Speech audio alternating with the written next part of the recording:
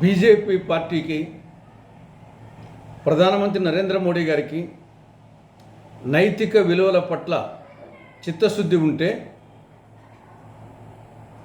September 17వ తారీఖు లోపల ప్రధానమంత్రి నరేంద్ర మోడీ గారు ఆ పదవి నుంచి తప్పుకొని క్రియాశీల రాజకీయాల నుంచి తప్పుకోవాలి. ఎందుకంటే 2019లోనే అమిత్ షా గారు కేంద్ర మంత్రి ఆనాడే చెప్పారు, 75 సంవత్సరాలు దాటిన ఎవరికి కూడా బీజేపీ పార్టీ టికెట్స్ ఇవ్వదని చెప్పేసి 2019లోనే చెప్పారు. నిన్నగాక మొన్న 9వ తారీఖున ఆర్ఎస్ఎస్ చీఫ్ మోహన్ భగవత్ అన్నారు,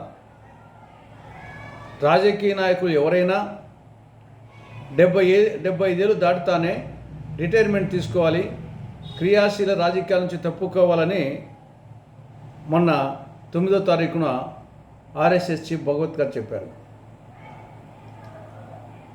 ఈ సూత్రాన్ని అనుసరించే బీజేపీ అగ్రనాయకులు లాల్ కృష్ణ అద్వానీ, మురళీ మనోహర్ జోషి, జస్వంత్ సింగ్ లాంటి నాయకులు 75 ఏళ్ళు దాటిన వాళ్ళు రాజకీయాల నుంచి తప్పుకోవాలనే సూత్రాన్ని అనుసరించి క్రియాశీలక రాజకీయాల నుంచి తప్పుకొని మార్గదర్శక మండలిలో చేర్చారు వాళ్ళను. మరి అదే సూత్రం అన్వయిస్తే నరేంద్ర మోడీ గారికి సెప్టెంబర్ 17కు ఆయనకు 75 ఏళ్ళు దాటుతాయి.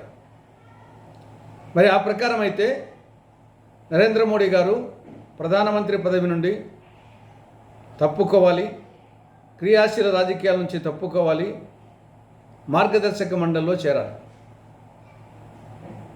మరి చూడాలి, బీజేపీ అగ్రనాయకులు అద్వానీ గారి బాటను అనుసరిస్తారా లేదా అనుసరించరా అనేది చూడాలి. బీజేపీలో అద్వానీ గారికి ఒక నీతి, నరేంద్ర మోడీ గారికి మరో నీతి ఉంటుందా చూడాలి.